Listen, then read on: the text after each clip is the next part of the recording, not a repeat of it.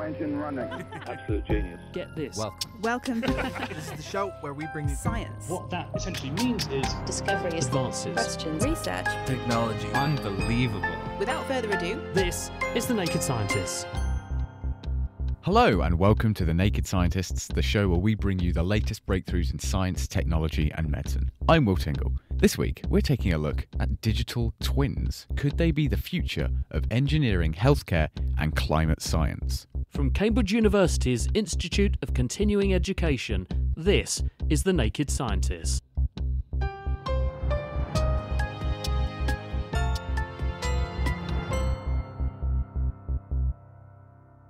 The advent of supercomputers, machine learning algorithms, and artificial intelligence means that our ability to simulate and recreate real-life scenarios is becoming ever more precise. And with that comes the question, can we save time, money, and effort on improving our current infrastructure by simulating changes on near-perfect digital copies and then taking what worked best and applying it to their real-world counterparts? That's the thinking behind digital twins. So, let us cue up the sci-fi music, get ready to hear the phrase mathematical modelling a lot, and jump into the world of digital twins. To make a digital twin, you need a few things. First, a physical object or system that you want to replicate and monitor. That can be a building, an engine, a patch of woodland, pretty much anything. Then, you need a way of monitoring that object. If it's an engine, that could be checking changes in temperature. If it was a building, it could be measuring the number of people walking through it. Finally, you need a computer model that takes this sensory data and shows how it affects the physical object. If you've got all three, you've got yourself a digital twin. Here to talk us through more is the University of Cambridge's Richard Mortier. People have obviously done modelling of complex systems, complex environments for decades. Building engines, building bridges, you will have a model of that. You're then going to engineer and build and deploy. And people have deployed monitoring infrastructure in physical systems for decades, where you will have, a heating system or something, you'll have various sensors in there that will tell you when something's going wrong or when maintenance needs to be done. But I think it's sort of bringing those two things together and coupling them together so that you can be continually feeding off the data that's coming out of the physical system and feeding that into the model, but then also feeding insights from the model into how you're managing, maintaining, indeed through the whole life cycle. So it might be not just how you're managing and maintaining the system, but indeed how you're developing new instances of the system, perhaps how you're prototyping technologies before they're deployed.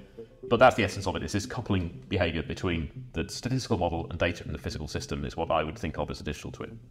So already then, you can imagine that creating any useful form of digital twin is going to require a lot of data. But obviously with such a wide array of possibilities, the amount of data involved heavily depends on what you're twinning. Digital twins can be built for a very wide range of scales of thing, if you like. So you can have a digital twin for a bridge or an engine or the air traffic control system across the UK. So there's a very different set of scales that you can apply this kind of idea to. And kind of along with that, you can apply it at different points in the life cycle of those things. So you might have a digital twin that you start out with before you've actually even built the real thing, or you may have only built components of the thing. You may be using a previous version of the thing that you're building a digital twin of in order to feed data into the twin to see how the next version might be built and see how it might behave. You then may have digital twins that you build for particular instances of that thing. So you might have one for each of the engines that you've sold around the planet, for example. And then you may also try and aggregate information from those digital twins, because you'll obviously be obtaining information from the different instances as they are being used in practice and as they are evolving in their use in practice, and as those systems are degrading or changing behaviour as time passes as they get used. And so you can sort of look at the aggregate across those to try and build some idea of what would happen on average, or what the sort of the range of variation might be in the way that these physical systems behave.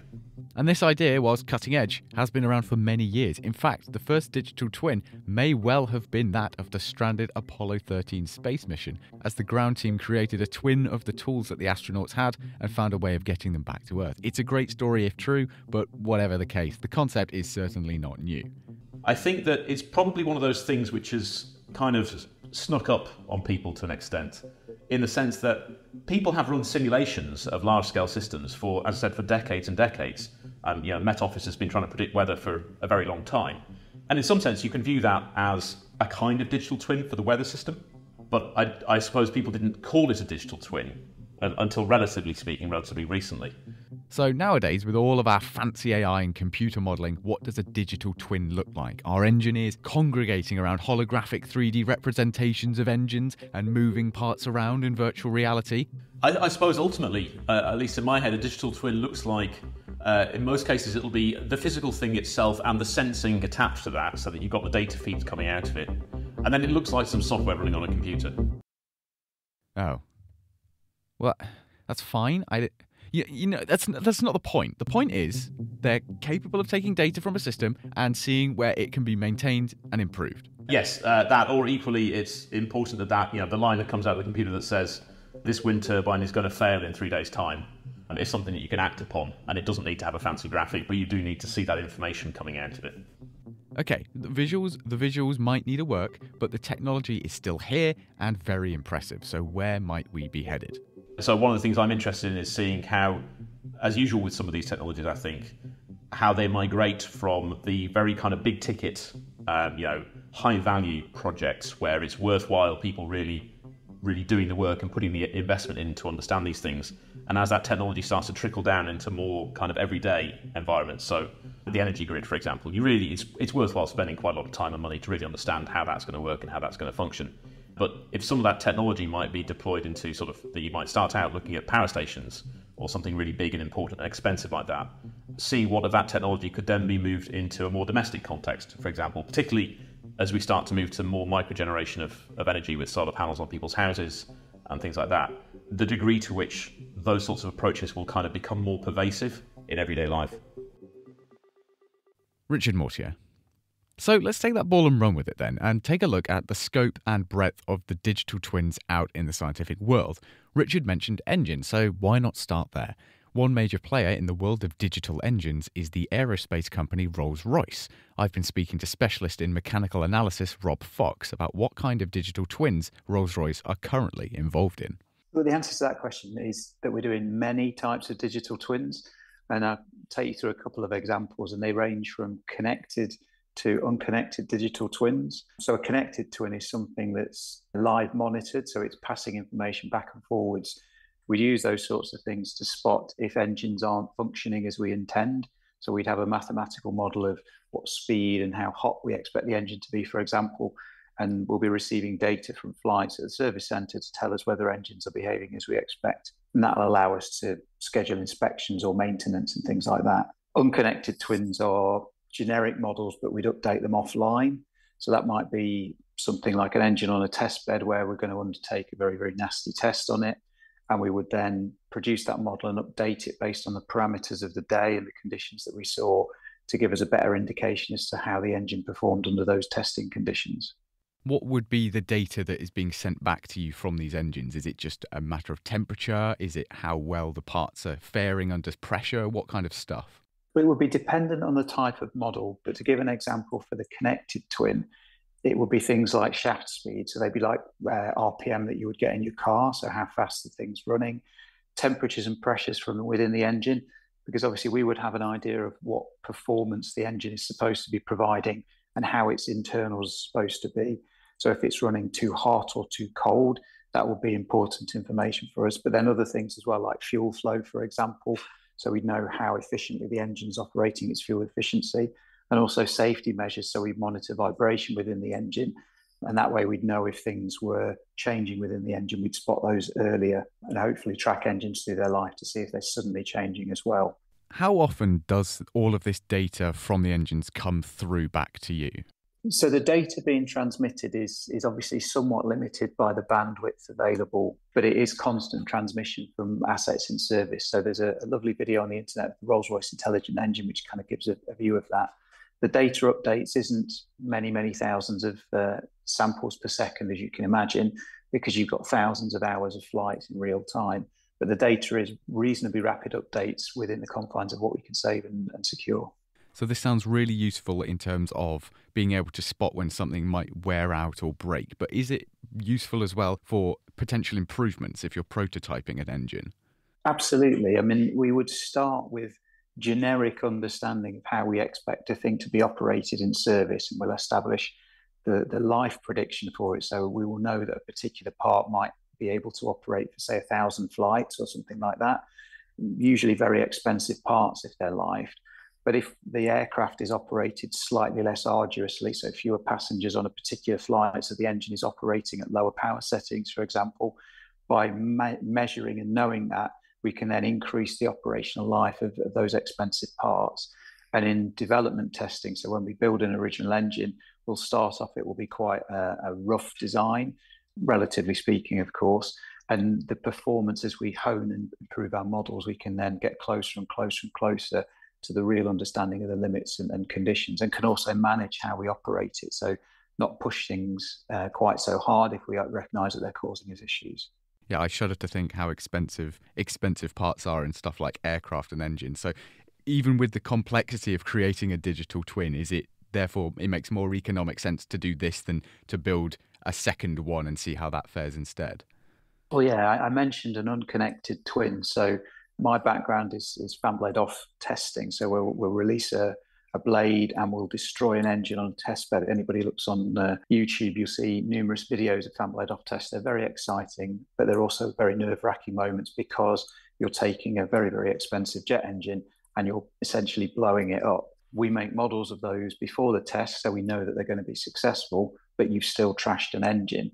And where we might wish to use an engine in different applications, so perhaps taking one that's been used in a civil context and used in a military aircraft, you would not necessarily wish to redo a test that you already know is okay. So you take your digital twin of the test that you'd already performed, adapt that, and avoid the necessity of performing a secondary test, which you already know the outcome of anyway and would have very limited learning from. And that can save you many millions of pounds and many months in the development program for a new engine. From an environmental resource management side as well, this is using a lot less stuff. Absolutely. I've mentioned predicting maintenance, for example. If you have a generic understanding of how a part's going to be used in service, you might estimate that it can last 1,000 flights, and it's very expensive metals. If you can know exactly how a particular part is used, if you can extend the life from 1,000 to 2,000 to 5,000 flights, then all of a sudden you're reducing the CO2 production simply from making the parts. You're also not taking the engine off wing, so it's able to be in service much longer, minimising the resource consumption whilst maximising the operation. And obviously that enables us then to use things for longer and getting the full life out of everything, rather than going with a sort of worst case scenario and pulling something off just because we don't know what its condition is. You've got the environmental side covered, the economic side covered. Where are you planning on taking this sort of system next? What's the future of digital twins at Rolls-Royce? Probably an increased level of connectivity. You can imagine there are many thousands of aircraft flying around.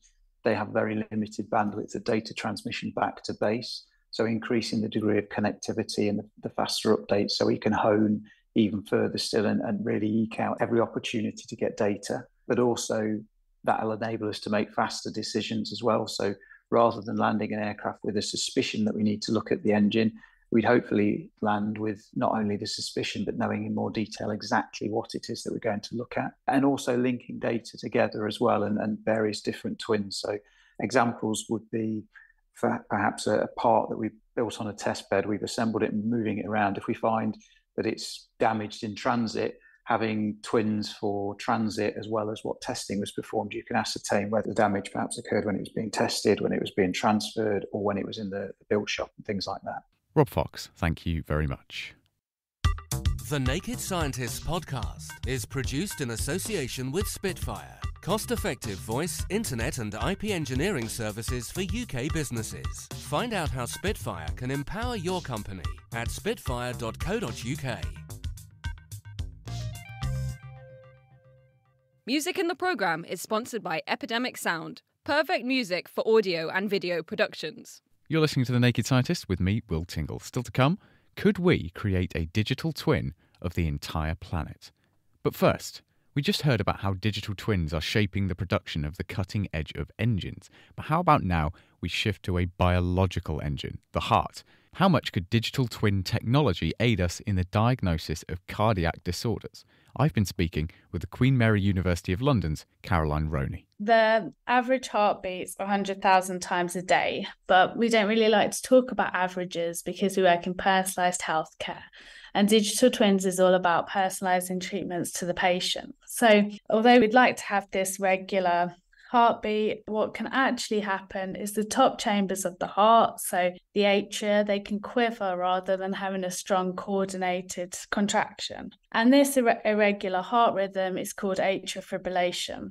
And this is a bad thing for patients because it increases the risk of stroke and heart failure, and it reduces the quality of life. And there are treatments for atrial fibrillation, including antiarrhythmic drugs and catheter ablation therapy, but there's actually a very big variation between patients. And this is why this is a good candidate for digital twins, because all of our hearts are different. So we have different shapes, different sizes of hearts.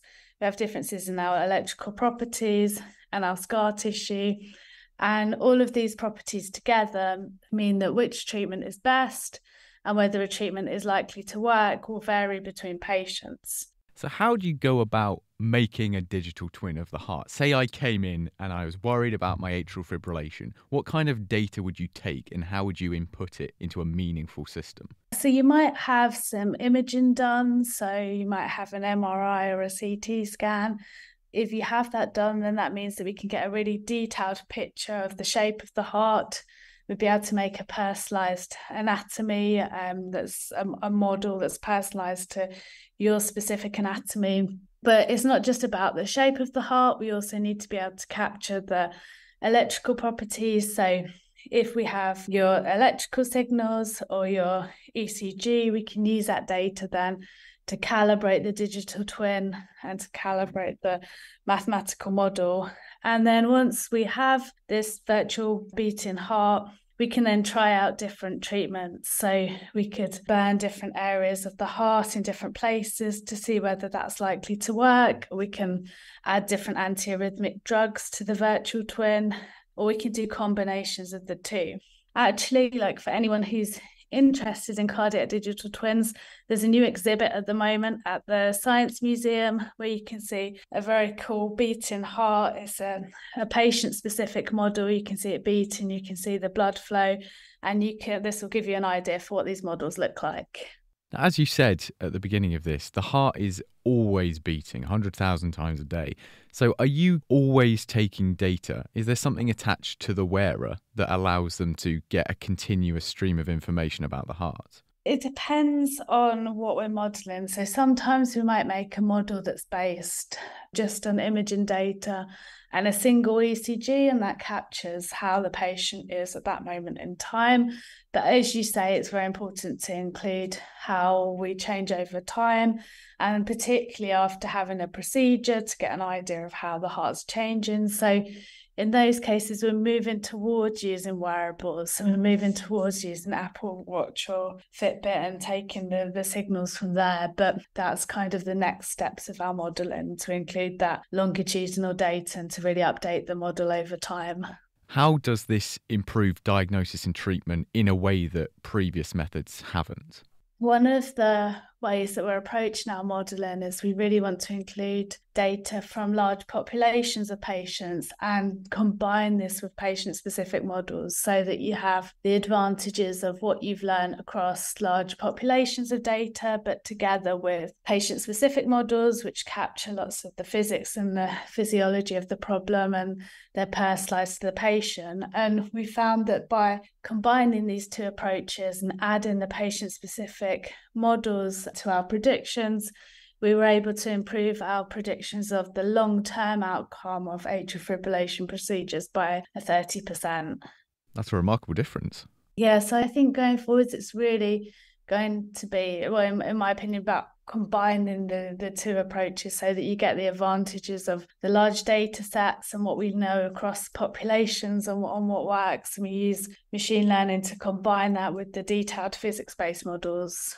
It sounds like then, given that this is so broadly applicable, but also fantastically specialised to the individual, it could help vast amounts of people. So there's 1.5 million people in the UK at the moment with atrial fibrillation. So it is a large health problem, and digital twins in healthcare can be applied across all different organs and all different diseases. So I hope this will be a very exciting area and have real impact. Do you think then that the future could well be, I mean, the heart is one system and a fairly complicated one at that. Could you envisage full body versions of digital twins that incorporate all kinds of organs and systems? I think it's possible, but we do have a way to go to make these virtual human twins the whole body, because it's very complicated to couple together all of the different systems. But we are actually already thinking about the logistics of this. We need to really think about how to store the data, share models and deploy in the clinic. So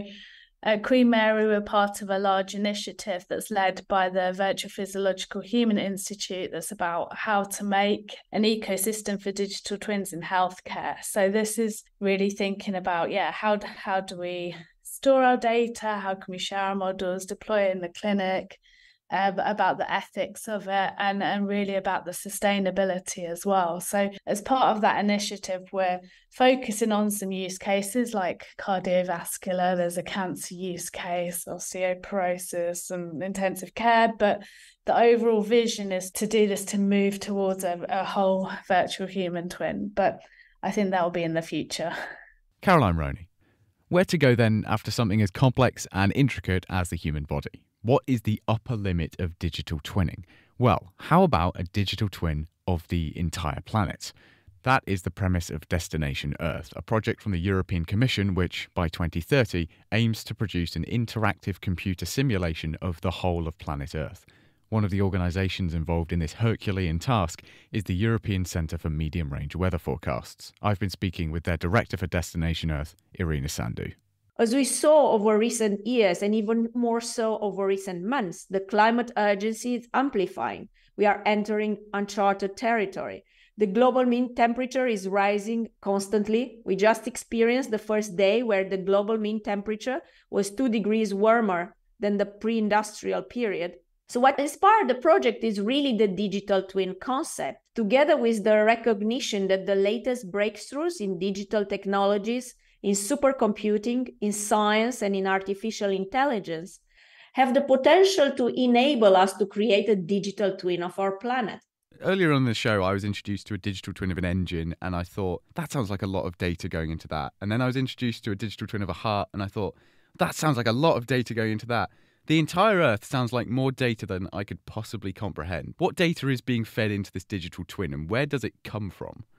This is true. To make a digital twin of the Earth, you need a lot of data, but a lot of computing power as well. So what we are doing in Destination Earth, we are harnessing the power of Europe's world-leading supercomputing facilities. We are harnessing the recent advances in digital technologies, observations, and artificial intelligence. And we are really building on decades of European leadership in weather and climate prediction to create this digital twin of the Earth. There are in situ observations, indeed, of temperature, winds, humidity, but there are also a lot of satellite information. There are millions of satellite observations streaming in every single day. And this gives information indeed about the clouds, about the temperature, the humidity, about the different elements of the Earth system, also about the ocean surface, about sea ice. So indeed, you need all those observations, but you also need the numerical models, because we don't have observations everywhere. The observations are sparse in time and space. And you need a model to glue all this together and to fusion it with the observations to really reconstruct the replica of the Earth system. I see. So it is important to have all this information, but it is far more important almost to have something that can pull it all together into something meaningful. Exactly. And this is what we call the numerical prediction systems for weather and climate, which bring together observations. Basically, they allow to describe how the atmosphere, the ocean, the sea ice will evolve in time. All of the other people I've spoken to in this episode have said they're really excited about digital twins, but the main thing holding their areas of study back is the difficulty of integrating multiple systems. This sounds like so much data from so many natural and man-made variables. Just how accurate do you think this will end up being?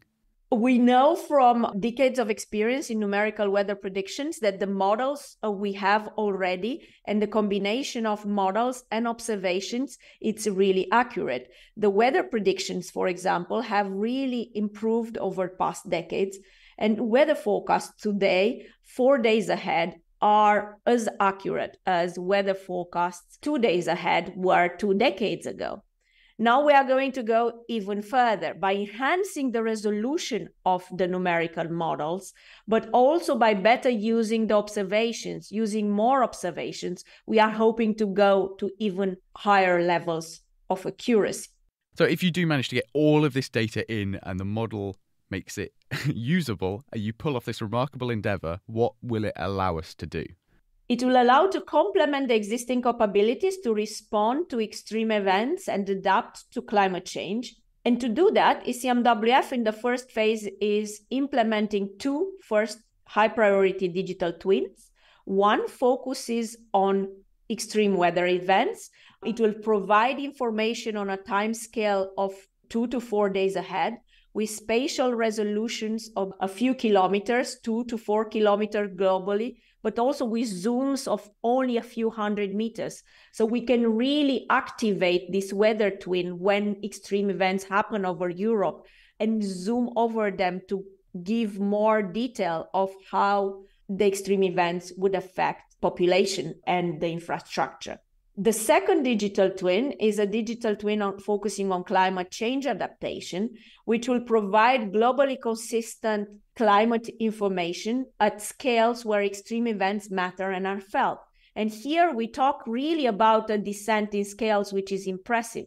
Climate models today, they offer information for the few decades ahead with spatial scales of about 100 kilometers. The digital twin that we are constructing in Destination Earth will give information on spatial scales between 5 and 10 kilometers. That's at much higher resolutions. It will allow in this way to tailor the high quality information to needs and purposes of users from sectors which are most impacted by extreme events and climate change, such as agriculture, forestry, public health, or energy. And what makes really a digital twin is the ability to explore what-if scenarios, allowing to answer questions, for example, like how a heat wave will look in a warming world, how it will look in a 2 degrees or a 4 degrees warmer world. And it will offer real-world benefits for renewable energy sectors or for future urban planning. Irina Sandu, thank you very much. And that's all we have time for this week. But next week, we'll be taking a closer look at sports science and speaking to those helping our athletes perform at their absolute peak. The Naked Scientist comes to you from the University of Cambridge's Institute of Continuing Education. It's supported by Rolls-Royce. I'm Will Tingle. Thanks for listening. And until next time, goodbye.